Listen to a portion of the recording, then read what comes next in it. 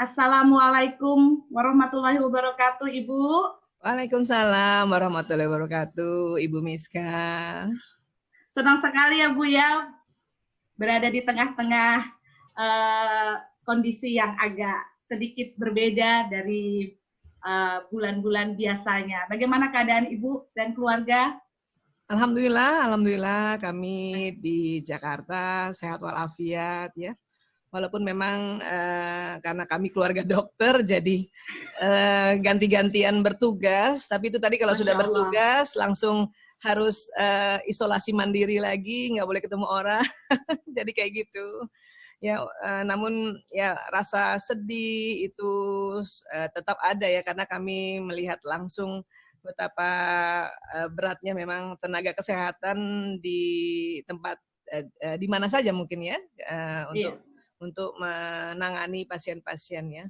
Jadi tapi itu tadi nggak boleh terlalu sedih. Kalau terlalu sedih nanti nggak bisa kerja apa-apa ya. Benar Bu ya, selalu positif. Insya Allah. Masya Allah, karena Ibu sebagai garda terdepan juga ya Bu ya, keluarga jadi garda terdepan juga ya di dalam situasi saat ini. Ya, seperti itu. Jadi apa namanya ya, lockdownnya jadi separuh-separuh.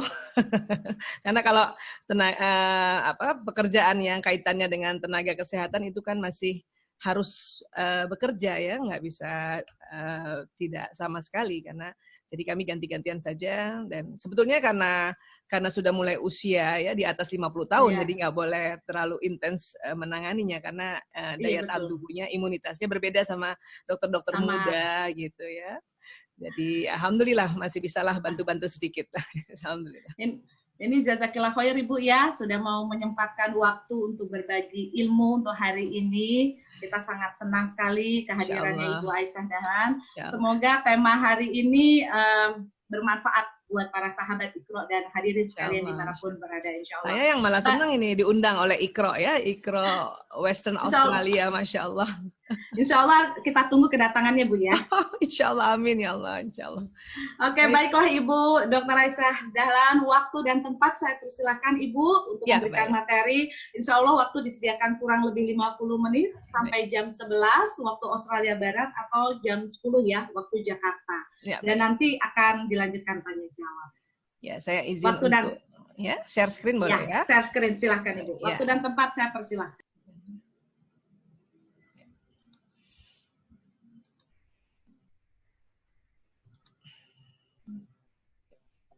Ya, baik, bismillahirrahmanirrahim. Assalamualaikum warahmatullahi wabarakatuh.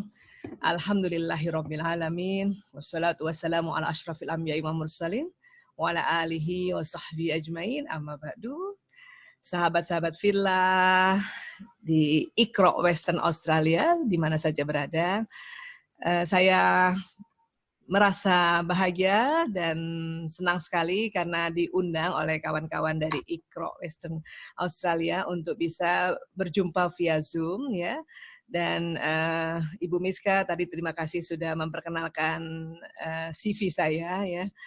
Dan yang pasti saya ini seorang ibu dan seorang istri. Suami saya namanya Bapak Dr. Prianto Sismadi. Dan kami punya 5 putra-putri. Yang pertama namanya Mas Lanang, ya. Yang kedua Prio, yang ketiga Kakung, yang keempat Jaler, dan yang bungsu perempuan dikasih nama Ragil. Ya. Baik, hari ini kita cerita tentang hikmah pandemi bagi keharmonisan keluarga. Ya. Tentu pandemi ini ya banyak hikmahnya, pasti sekali. Pasti ya, dan tentu juga di setiap keluarga menyikapinya mungkin berbeda-beda ya. Yang pasti karena kita belum pernah seperti ini, maka terjadi shock culture di setiap kehidupan ya, dimanapun. Bahkan di keluarga kami juga seperti itu. Kita ada shock culture yang anak-anak biasanya kerja ya, jadi anak kami 2 orang sudah dokter yang biasanya bertugas, kemudian ini harus dipulangkan tapi tetap bertugas juga di Jakarta. Kemudian yang masih kuliah dan yang masih sekolah itu juga rasanya yang biasanya jam 7 pagi sudah di sekolah sampai jam 5 sore, tapi sekarang harus di rumah, dan ini juga sebuah shock culture ya. Namun kita harus berupaya untuk membuat rumah kita ini aman dan nyaman. Ya. Mungkin sudah aman, kita sudah jaga rumah kita sudah ajarkan anak-anak jaga kesehatan, jaga kebersihan, ya kita sudah jaga semuanya. Yang penting adalah ya selain aman, rasa nyaman ini harus ditingkatkan. Ya. Dan kalau kita bicara nyaman, ini sebetulnya bersyukur sekali manusia ini Allah berikan perangkat yang luar biasa yaitu otak. Ya, ini otak manusia. Ini otak manusia itu ada dua ya, ada otak besar dan otak kecil. Ya, ini batang otak yang jalan di leher dan ini sumsum tulang. Ya, mungkin buat teman-teman yang pernah lihat modul yang kami berikan pasti ada gambar ini ya. Kenapa? Karena memang saya ingin menjelaskan sesuatu. Basicnya adalah ilmu tentang otak atau kita sebut sekarang neuroscience ya. Nah, ini otak dilihat dari atas, ini yang bagian depan ya. Jadi otak dibagi nih, belahan kanan dan belahan kiri. Nah, perangkat inilah yang luar biasa. Allah simpan di dalamnya itu hormon-hormon bahagia. Ya. Jadi di otak ini banyak hormon bahagianya. Kalau hormon-hormon yang cemas, hormon-hormon stres, itu tidak di otak ya. Dia ada di anak pinggang atau di atas ginjal. Dikenalnya namanya kelenjar adrenalin. Ya. Tapi kalau hormon bahagia itu di otak. Ya. Walaupun nanti di otak juga Allah berikan otak emosi. Ya. Baik, ini otak. Ya, kalau kita lihat dari depan, nah ini kira-kira di tempat inilah ya hormon bahagia. Jadi di dahi kita ini pertemuan dua alis naik sedikit, itu ke dalamnya itu ada kelenjar pituitari yang Allah simpan hormon-hormon bahagia. Ya. Hormon bahagia dia akan muncul juga bersama dengan hormon menghilangkan rasa sakit, ya. Dan hormon remaja juga ada di sini. Ya. Jadi ini luar biasa nih. Mungkin itu juga salah satunya kenapa kita harus bersujud ya, karena di dalamnya itu ada kelenjar yang berisi hormon-hormon bahagia, hormon-hormon penghilang rasa sakit, dan hormon-hormon perkembangan. Ya. Nah sekarang gini, otak manusia ini kemudian dihubungkan dengan badan itu dengan ya perangkat yang kita sebut sistem saraf. Ya. Kalau ini nih sumsum tulang belakang ini isinya saraf semua ini. Makanya ini disebut sistem saraf pusat. Keluar dari sistem saraf ini adalah kabel-kabel yang menuju ya seluruh tubuh, ya bahkan dalam organ-organ dalam pun dilalui oleh kabel-kabel sistem saraf ini. Jadi kalau sudah keluar dari sistem saraf pusat, ini namanya sistem saraf tepi atau perifer. Ya. Nah, apa gunanya sebetulnya sistem saraf? Sistem saraf ini nih kayak kabel telepon atau kabel listrik. Ya. Buat teman-teman yang biasa memasak dan potong-potong daging, itu biasanya ada putih-putih panjang, ya. Nah, itulah sistem saraf. Manusia juga kira-kira seperti itu, sistem sarafnya berwarna agak keputihan gitu ya. Karena dia seperti kabel listrik. Nah, apa yang didengar itu akan jalan ke sistem saraf ini, ya. Dan bahkan juga naik ke atas untuk direkam. Apa yang dilihat juga begitu, naik ke atas dan jalan juga di badan. Apa yang diucapkan juga begitu. Ya. Untuk itulah kita disuruh mengucapkan hal-hal yang baik. Ya. Mengapa pula juga setiap melakukan sesuatu ya kita diminta untuk mengucapkan basmalah ya. Bismillahirrahmanirrahim. Ya. Pada saat diucapkan Bismillahirrahmanirrahim, ini dia jalan Bismillahirrahmanirrahim. Dia jalan ke atas, dia jalan ke wajah, dia jalan ke seluruh badan. Bismillahirrahmanirrahim. Ya. Itu makanya badan senang sekali dengan kalimat Bismillahirrahmanirrahim. Ya. Apalagi kalimatnya Allah, Masya Allah. Ya. Saya sehat walafiat. Nah ini jalan, saya sehat walafiat. Tapi kebalikannya juga, kalau kita ucapkan yang negatif itu juga akan jalan ya. Bosen nih, bosen. Ah, ini jalan juga nih, bosen. Ya. Terus apalagi ya kalimat-kalimat positif dan negatif tetap akan jalan ke sistem saraf. Sistem saraf tidak peduli itu kalimatnya apa. Hanya untungnya ada waktu tunda. Ada waktu tunda. Ya Allah luar biasa, Allah Maha Adil, Allah Maha Bijaksana. Jadi kalau kalimat yang positif itu jalan, langsung jalan. Kalau kalimat negatif itu ditunda dulu. Ya. Sampai kapan? Sampai manusia ini mengucapkannya 3 kali. Ya. Bosen ya? Nah, baru 1 kali ini dia nggak jalan. Terus kita ulang-ulang lagi. Ya. Bosen ya. Ah, itu tadi sudah lebih 3 kali dia jalan. Bosen ya. Ya. Tapi kalau misalnya kalimat yang positif, ya, alhamdulillah sehatnya hari ini. Langsung jalan, sehatnya hari ini. Ya. Nah, selain dari panca indera, ya, pesannya jalan ke sistem saraf ini, termasuk juga pikiran. Makanya sekarang ada istilahnya overthinking, ya, terlalu berpikir gitu ya. Maka apa yang dipikirin terus-terusan itu dia akan jalan juga. Nah, inilah sehingga badan manusia ini tentunya akan terasa sakit atau terasa lemah. Karena apa? Karena sebetulnya kita sendiri yang buat. Dari ucapan kita, dari penglihatan kita, dari pendengaran kita, dari pikiran kita juga, dan dari emosi kita. Emosi kita ada di atas kepala. Dia jalan di badan. Sekarang ini banyak sekali psikosomatis, ya, banyak sekali kondisi-kondisi di mana somanya, badannya sakit karena psikisnya, karena pikiran dan emosinya. Ya. Terlalu banyak lihat berita-berita yang buruk, itu juga berbahaya buat badan. Mendengar berita-berita yang buruk, ya, itu juga berbahaya bagi badan. Ya. Psikosomatis ini sebetulnya penyakit yang kita rasakan, tetapi kalau nanti diperiksa secara fisik dan pemeriksaan laboratorium itu semuanya normal, semua dalam batas normal. Nah, itu sudah disebut psikosomatis.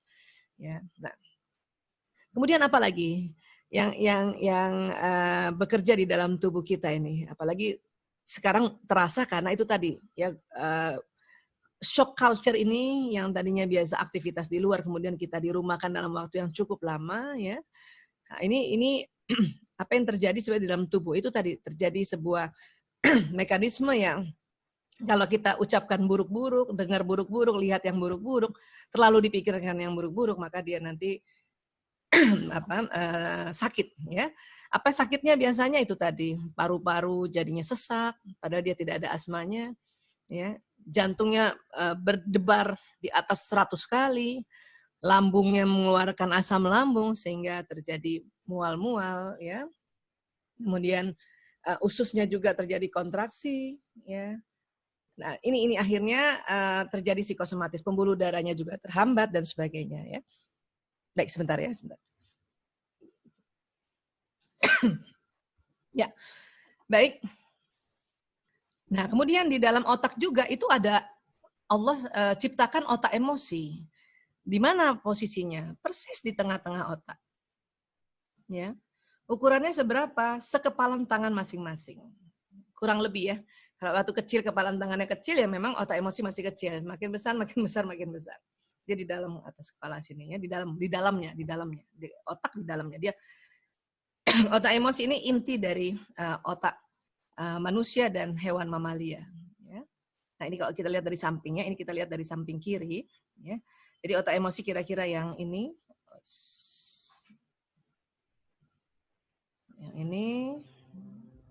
ya.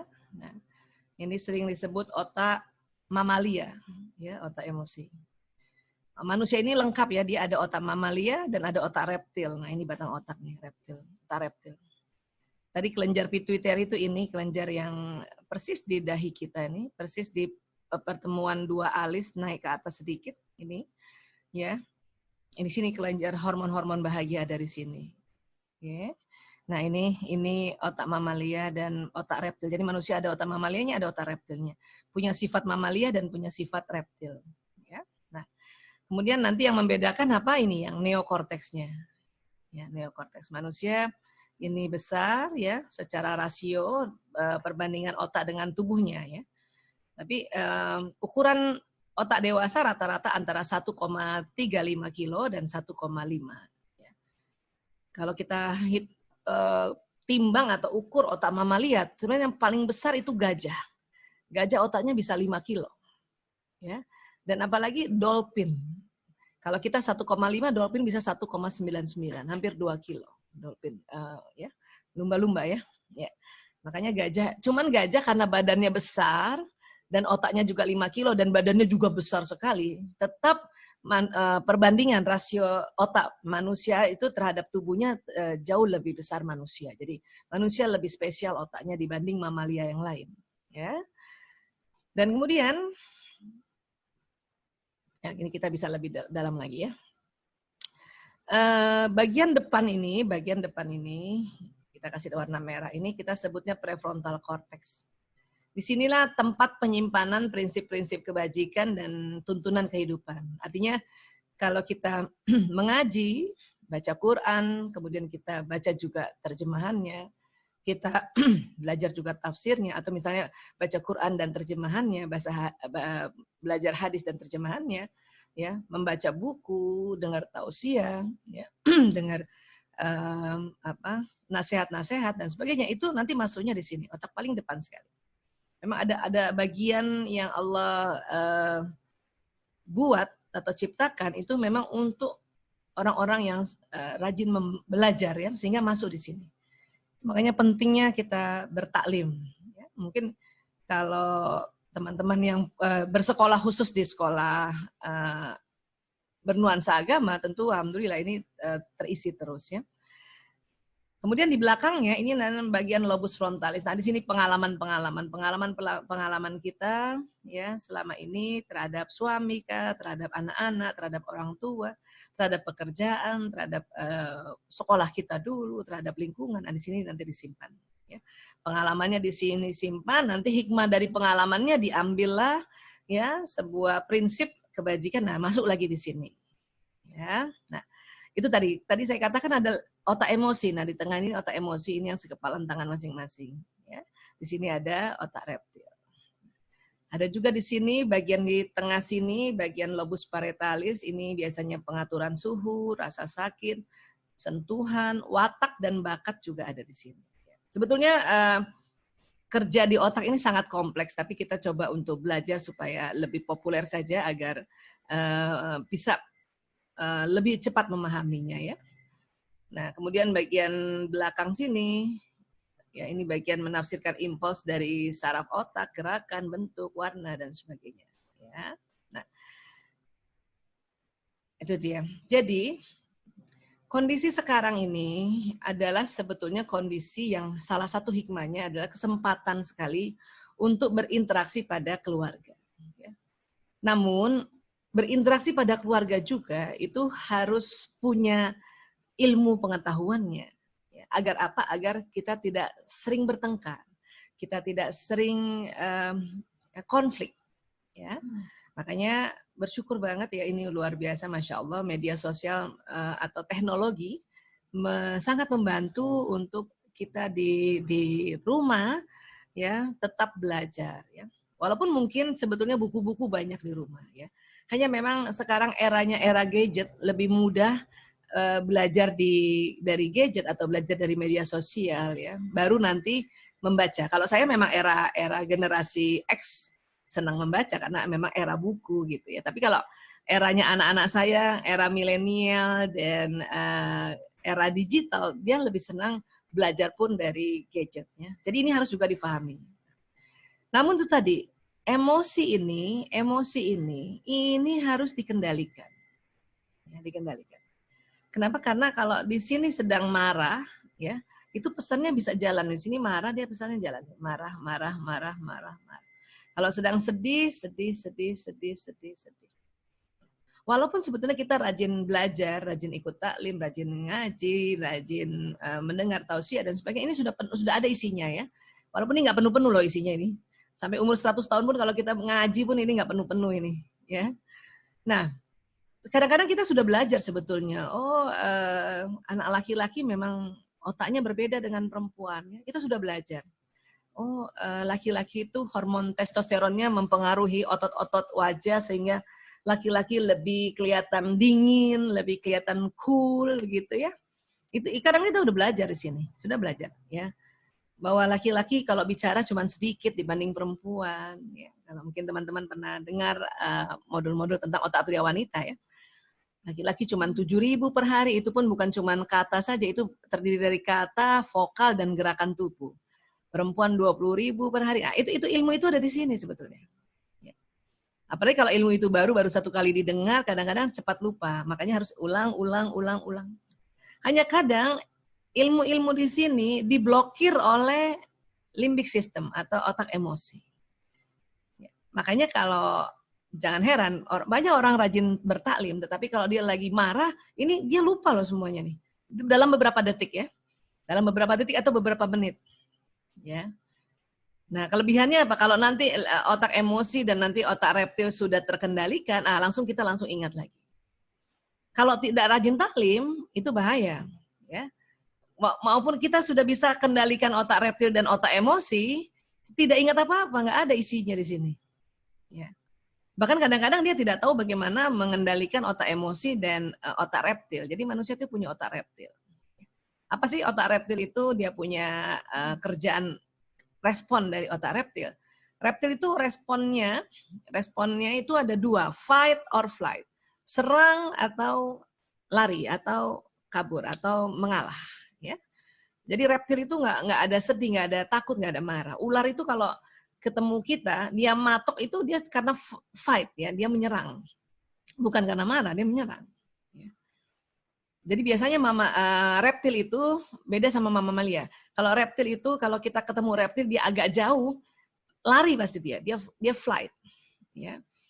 Tapi kalau ketemunya dekat, itu fight itu. Kalau mamalia lebih variatif. Ini lebih banyak variasi jenis emosinya. Ya ini.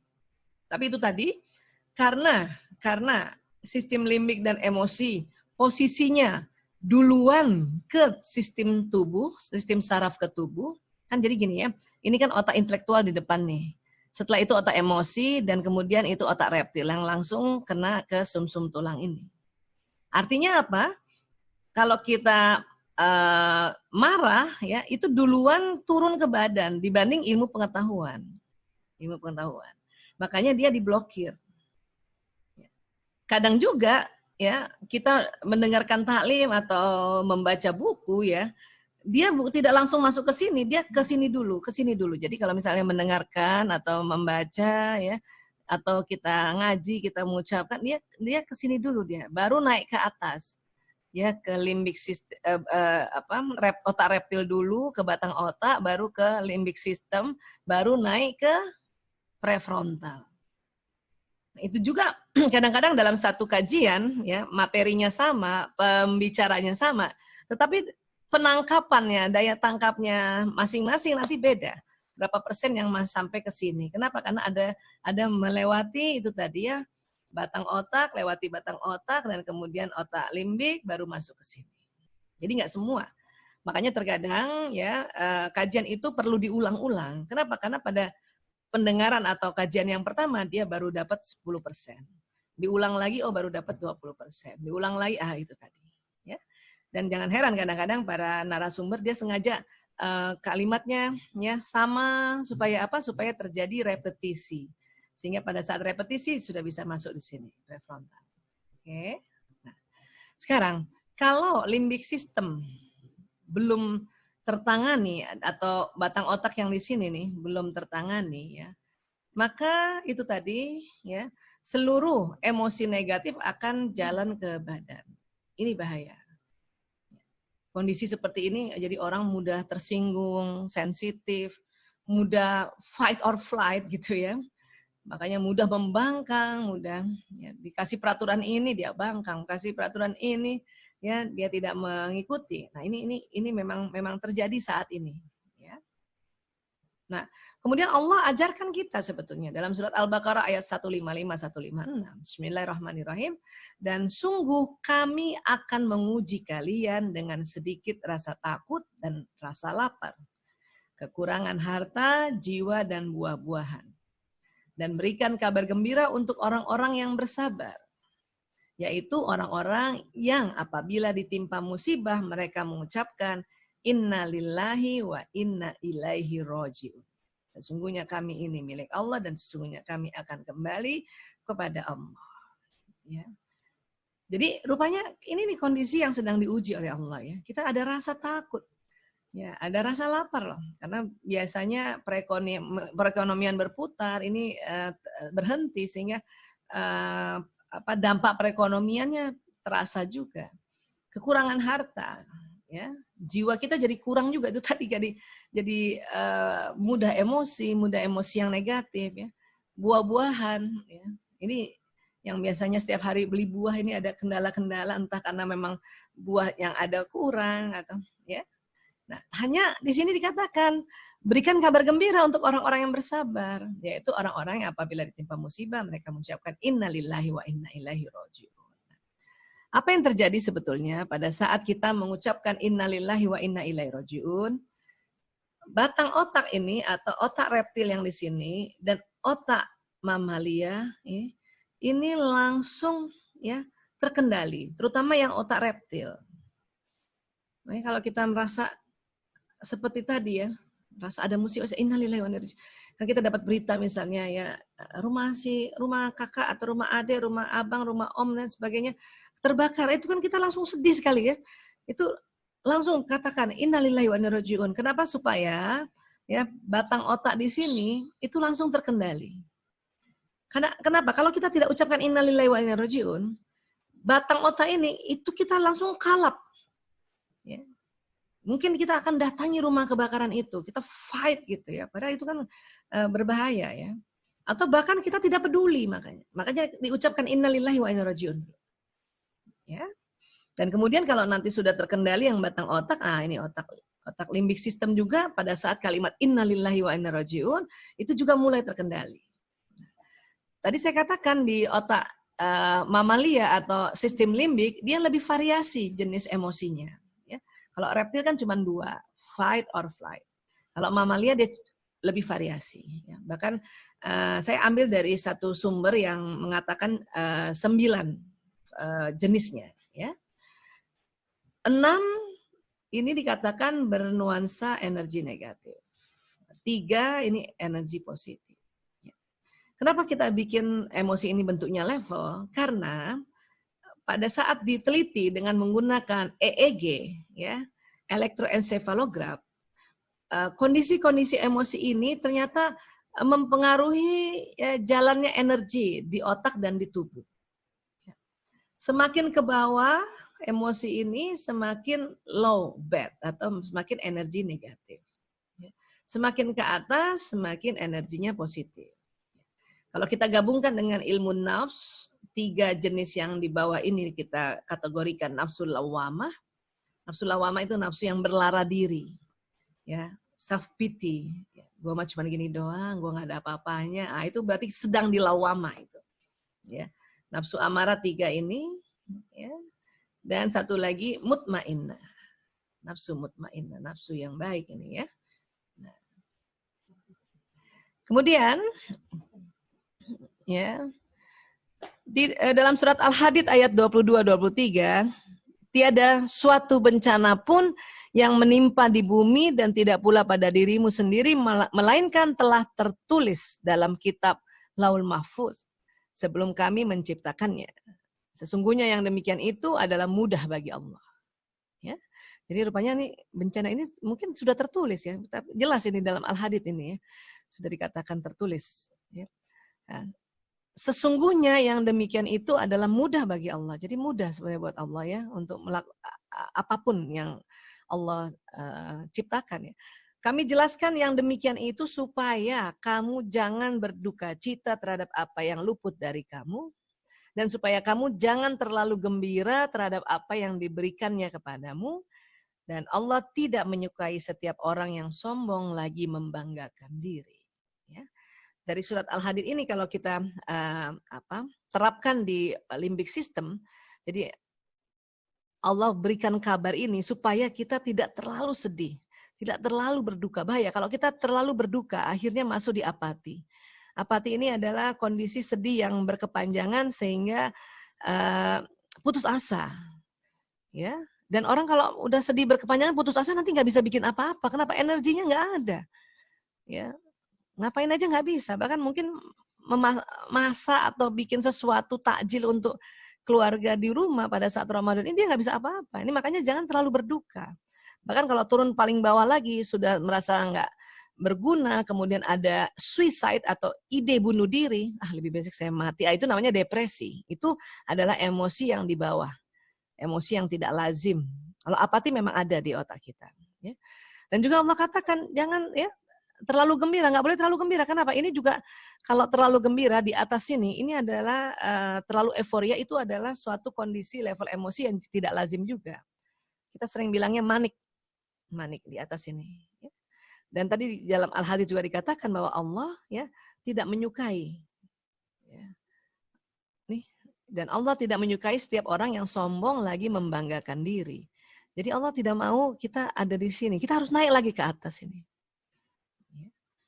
Kita nggak boleh sombong juga bahwa ya saya nggak bakal lah kena corona, itu tuh nggak boleh sombong. Ya, atau ada yang nantangin ya. Nantangin sini kalau memang saya kena corona, itu ada yang nantangin tuh nggak boleh tuh. Ya, Allah nggak suka itu, bahaya sekali. Ya. Mungkin itu tadi ya, kita makanya nggak boleh terlalu sedih, nggak boleh terlalu gembira, dan juga tidak boleh sombong. Ya, Allah nggak suka di sini, makanya kita naik ke sini. Ya, supaya apa? Kita semangat. Walaupun kita dalam kondisi pandemi dan kita nggak boleh keluar-keluar di rumah, tapi tetap semangat. Kenapa? Banyak banget yang harus dikerjakan di dalam rumah. Barangkali lemari baju itu dibolak-balik dirapin juga masih bisa kita lakukan ya. Masih lama juga bisa dirapikan itu baju-baju kita sendiri, baju suami, baju anak-anak, buku-buku juga ya dan sebagainya. Itu jadi kita semangat kan. Dan kalau di atasnya semangat lagi lebih bagus lagi. Apa itu? Acceptance, menerima, bersyukur. Ya. Kita terima nih kondisi ini dan kemudian kita syukuri, ya Allah, ya. Kapan lagi saya lama-lama ini kumpul sama anak-anak gitu. Termasuk saya karena anaknya 5, 2 tugasnya dulu di jauh ya di Jogja, kadang satu lagi di Semarang dan sebagainya. Satu lagi kos di Ciputat kan. Kalau kami jumpa tuh hanya ya Sabtu Ahad itu paling 3 dari 5. Ya, karena 2 tugas. Kalau 3 bulan sekali baru kumpul 5. Sekarang Masya Allah tiap hari kumpul. Itulah yang kita artinya pada kondisi-kondisi kita bersyukur, ya Allah alhamdulillah kumpul ya sekarang. Itu berarti kita di sini. Ya, di sini. Kita bersyukur juga bahwa kita bisa seperti ini dengan ada bantuan media sosial atau bantuan teknologi, kita bisa jumpa seperti ini. Itu juga Masya Allah, itu berarti kita di sini. Ya. Di atas itu adalah orang perasaan damai. Damai ini bukan diam yang ada rasa kesal, bukan. Kalau diam rasa kesal dan sedih itu yang ini, apati. Hati-hati ya. Damai itu ada perasaan bahagia di situ, walaupun dia tenang-tenang aja. Ya, nah ini yang kata para ahli disebut zona ikhlas. Zona ikhlas itu ciri-cirinya semangat. Ya. Siapa yang misalnya bikin takjil dengan semangat, itu berarti ikhlas itu. Ya. Siapa yang disuruh dirumahkan terus dia tetap bersyukur, itu berarti ikhlas itu. Ya. Nah ini dia. Nah, hanya memang ini kita selalu naik turun ini. Kenapa? Karena ini jenis 9 jenis ini ada di otak kita. Dia nggak bisa hilang. Memang programnya ada. Supaya apa sih? Kenapa Allah bikin program emosi seperti ini ya? Walau alam bisawab, tetapi salah satu hikmahnya dari sekian banyak hikmah adalah supaya hidup kita dinamis. Kita nggak bakal pernah rasa gembira, senang kalau nggak pernah sedih. Ya, kita nggak bakal bisa bersyukur karena nggak pernah itu tadi ada takut juga. Makanya memang ini sangat variatif supaya hidup kita dinamis. Ya, yang diminta adalah boleh sedih, boleh takut, boleh buru-buru, boleh marah, ya, boleh bangga, tetapi nggak boleh lama-lama. Ya. Segera naik ke atas, karena memang ini bentuknya naik ke atas. Ya. Makanya kalimat yang tepat sebetulnya kalau kita ingin naik ke atas adalah, ya Allah angkat sedihku, ya Allah. Ya Allah angkat takutku, ya Allah. Ya Allah angkat sombongku, ya Allah. Ya Allah angkat marahku, ya Allah. Kenapa? Karena dia harus diangkat naik ke atas. Makanya sekarang istilahnya move on. Ya, move on. Cuman itu tadi, dari sedih ke courageous itu nggak bisa cepat, ya ada perlu waktu. Ya. Dan perasaan itu berkecamuk. Dari orang sedih mau ke sini, itu akan melewati perasaan takut, buru-buru, marah, sombong. Ya. baru naik ke sini. Jadi itu berkecamuk gitu. Nah, saya ingat teman-teman seandainya lagi sedih, kemudian dinasehati ya untuk ayo istighfar, astagfirullahaladzim, astagfirullahaladzim. Itu tidak langsung ya, tidak langsung dari istighfar satu kali kita merasa courageous, bukan begitu. Ya, dia akan terasa perasaan yang berkecamuk, yaitu nanti ada rasa takut. Nah, tetapi itu berarti sudah naik. Makanya kita istighfar lagi, astagfirullahaladzim, ya Allah, angkat takut ya Allah. Oh, dia naik sini lagi, mau buru-buru. Angkat ya, buru-buruku ya Allah, marah dia. Ya, astagfirullah. Jadi istighfar terus menerus sehingga nanti perasaannya akan sampai di perasaan yang gembira atau paling tidak semangat. Karena orang semangat ini pasti energinya sudah tinggi. Ya. Kita akan merasa takut seperti ini ya. Kita takut, ya, kita sedang sedih misalnya ya. Waktu apalagi di awal-awal itu, wah, ya rasanya sedih banget. Sedih, kemudian kita suruh tadi ucapkan innalillahi wa inna ilaihi rajiun, astagfirullahalazim, ya Allah astagfirullahalazim. Terus tiba-tiba ada perasaan takut ya. Apa takutnya? Aduh, sampai kapan ini ya kayak gini ya? Sampai kapan ini kondisi kayak gini nih? Terus kita istighfar lagi, astagfirullahalazim, astagfirullahalazim. Terus ada perasaan las atau buru-buru atau ada yang mengartikan rakus gitu. Ya, jadi mau buru-buru ya. Harusnya jangan gini dong gitu kan. Ayo cepat-cepat kita harus cepat tangani ini. Itu ada buru-buru itu. Tapi seperti itu tuh bukan semangat. Kalau semangat ini di sini. Buru-buru itu selalu ada perasaan takut dan marah. Ya, makanya kita istighfar lagi. Kalau ada rasanya mau buru-buru ya, ada las gitu. Istighfar lagi. Astagfirullahaladzim, ya Allah astagfirullahaladzim. Terus nanti tiba-tiba naik marah. Ya, ada orang seperti itu ya, rasanya marah. Apa? Akhirnya semua orang dimarahin atau semuanya dimarahin. Ini pasti konspirasi ini. Ini pasti ini masalahnya mau konspirasi atau enggak, masalahnya coronanya sudah ada. Ya, penyakit COVID-19-nya sudah ada. Mau konspirasi mungkin itu enggak tahu itu. Itu baru hipotesa saja kan. Belum terbukti juga. Jangan marah. Istighfar langsung, astagfirullahaladzim, astagfirullah. Nah, nanti naik ke sini dia. Belum tentu lah, kita nggak nah, ayo deh kita keluar aja yuk. Makanya itu walaupun kondisinya lockdown atau kalau di Indonesia PSBB, di jalanan masih ramai saja. Kenapa? Ini ada perasaan ini, ada perasaan nggak apa-apa lah, kita nggak bakal kena, yuk jalan-jalan aja. Ini yang bahaya. Ini harus istighfar lagi, astagfirullahaladzim, astagfirullahaladzim, sehingga nanti naik di sini. Bahkan naik di sini. Bahkan orang yang damai itu dia menerima peraturan-peraturan, ya mau konspirasi atau enggak itu udah bukan masalah itu yang kita pikirkan. Kondisi saat ini, COVID-nya sudah ada, COVID-19-nya udah ada, coronanya sudah ada. Saya lihat sendiri, sahabat-sahabat saya berjatuhan, perawat-perawat kami di rumah sakit kami berjatuhan. Ya, ini harus tahu bahwa kondisi ini memang membuat kita suka dari sini turun lagi ke marah, naik lagi ke sini turun lagi ke sedih. Wah ini, ya makanya istighfar itu, ya, adalah cara yang Allah ajarkan pada Rasulullah dan Rasulullah ajarkan pada kita untuk kita bisa move on. Ya. Keimanan kita sering naik turun. Kenapa? Karena ada emosi ini. Dan otak emosi ini di tengah otak. Ya. Bahayanya apa kalau memang emosi selalu turun dan nggak naik-naik? Bahaya. Kalau kita takut kondisi ini gimana ya, ekonomi gimana? Takut nggak naik nih, nggak segera istighfar. Bahayanya apa? Nanti kita lupa kalau Allah Maha Pemberi rezeki. Kalau Allah Maha Kaya. Kalau kita terus-terusan di level emosi yang negatif. Tapi ini karena ada di otak kita, ini juga lazim, wajar. Yang Allah minta adalah cepat-cepat naik ke atas. Ya. Cara gampang sekali. Ya. Sudah diajarkan. Istighfar untuk di emosi negatif ini itu paling cepat naik ke atas. Kenapa? Karena dalam istighfar itu terjadi pertukaran respirasi antara karbon dioksida dan oksigen. Maka istighfarnya harus dilafazkan. Astagfirullahaladzim. Ya, bukan disirkan. Kalau disirkan, ya istighfarnya memang jalan di badan. Tetapi karbon dioksida dan oksigen pertukarannya ini tidak ada, makanya harus dilafazkan. Astagfirullahaladzim, ya Allah, astagfirullahaladzim, astagfirullahaladzim. Dan kemudian kita bisa ya merasakan perasaan ini dia naik ke atas. Kalimat thayyibah yang lain bagaimana? Ya, kalau kalimat thayyibah yang lain seperti hamdalah, alhamdulillah, ya itu mungkin setelah kita rasa di sini ya. Kenapa? Alhamdulillah dengan astagfirullah itu huruf jaharnya lebih banyak astagfirullah. Kenapa? Karena huruf jahar itu pada saat kita istighfar, huruf jahar dilafazkan itu karbon dioksida keluar. Astagfirullah. Karena huruf jaharnya banyak dan karbon dioksida banyak dikeluarkan, oksigen yang ditarik di hidung juga lebih banyak. Kalau alhamdulillah, itu huruf jaharnya cuma 4 itu. Sehingga oksigen nggak usah banyak-banyak lagi. Kalau kita sudah di atas ini nggak usah banyak-banyak. Kalau di sini memang oksigen harus banyak-banyak ditarik. Ya.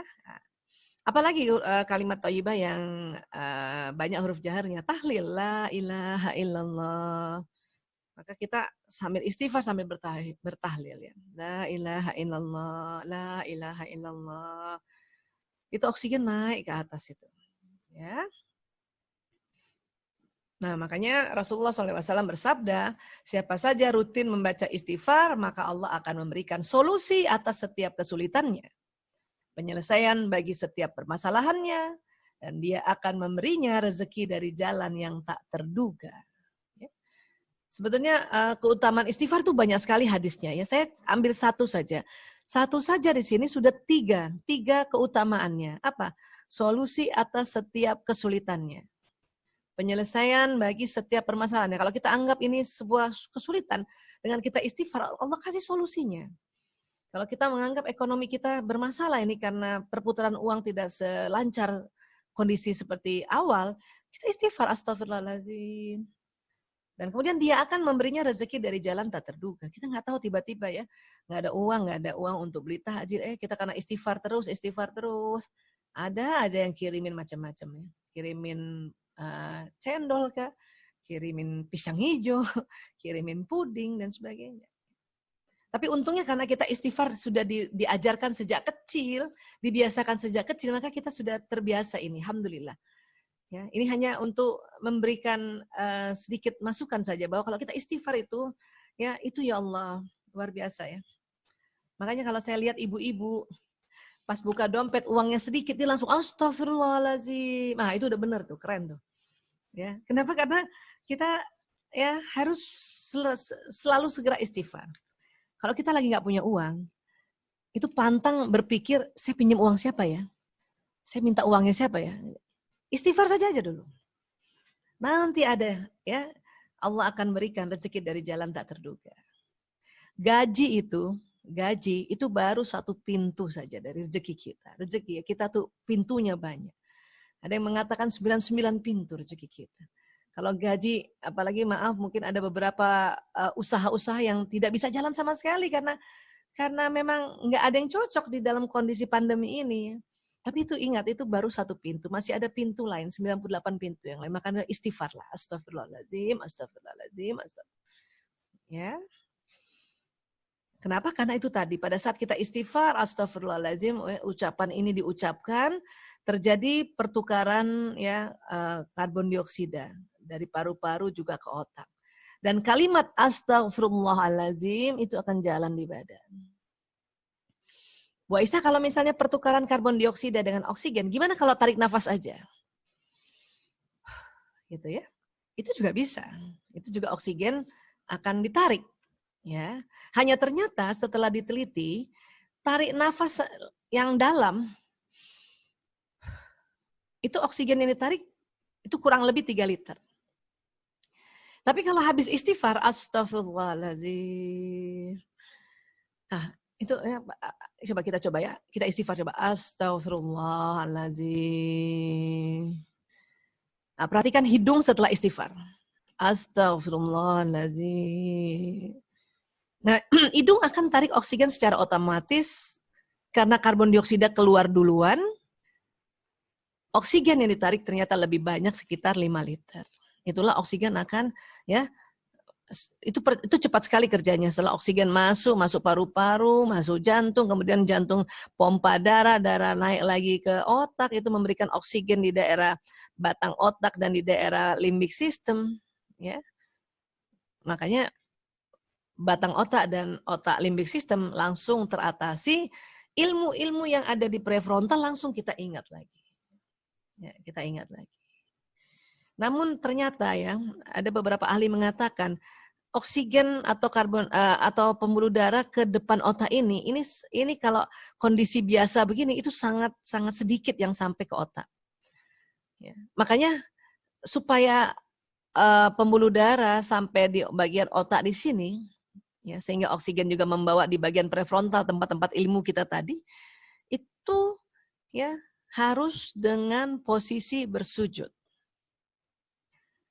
Ada beberapa ahli mengatakan nggak bakal dia sampai ekstrim, dia bilang nggak bakal ya pembuluh darah kolateral ini terbuka dialiri darah sampai ke prefrontal kalau tidak bersujud, katanya begitu. Dan kita bersyukur ya ibadah kita, ibadah khusus kita yaitu sholat, di situ ada ya gerakan bersujud. Tentu sujudnya harus tumaknina ya. Harus tumaknina pelan-pelan dan agak lama sedikit, bacaannya juga yang tartil ya, dan tidak diburu-buru. Kenapa? Supaya pembuluh darah naik ke sini. Ya. Kalaupun yang sudah sholatnya harus duduk, itu tolong usahakan kepalanya pada saat kondisi kondisi sujud itu lebih ke bawah lagi. Ya, lebih ke bawah lagi. Oke. Baik. Jantung, ya. Ini jantung ini rupanya ada kaitannya dengan otak. Dari otak ke jantung itu ada sistem saraf khusus, ya. Sehingga apapun perasaan, jadi otak emosi kan di otak. Tapi nanti terasa di sudur ini, terasa di dada dan terasa seluruh badan, itu jantung yang memperkuat. Karena jantung ada pacemaker, dia memperkuat 5.000 kali, ya. Jadi kalau sedih, otak kita sedih, jalan dulu ke jantung, nah sedih itu diperkuat 5.000 kali oleh jantung, pak, gitu. Baru jalan ke seluruh tubuh. Terutama itu tadi bagian dada lah yang terutama nomor 1 duluan merasakan. Ya. Makanya kalau kita takut, sedih, rumahnya di otak memang, tetapi yang kita rasa di dada kita. Nggak ada orang pegang kepalanya, ya Allah aku takut, nggak ada gaya begitu. Pasti ya Allah aku takut, gayanya pasti gini. Di dada yang pegang. Makanya dikatakan sekarang sebetulnya kolbu itu atau kolb itu ini jantung. Ya. Gumpalan daging itu jantung. Kalau otak bukan gumpalan daging, ya kolesterol otak itu. Dia gumpalan sel-sel neuron, dia ada banyaknya kolesterol. Ini gumpalan ya, gumpalan ini. Dan uniknya di jantung juga ada sel otaknya. Jadi jantung ini bisa merekam apa yang dipikirkan di otak, dia ngerekam juga. Makanya kalau baik rekamannya jantung ini, maka baik juga ya perilaku orang ini. Kalau jelek rekamannya, jelek juga. Ya. Nah, itu tadi. Ya, jadi kita belajar ini dulu. Ya, mungkin Ibu Miska silakan kalau ada yang mau tanya-tanya dulu, tanya jawab silakan. Saya kembali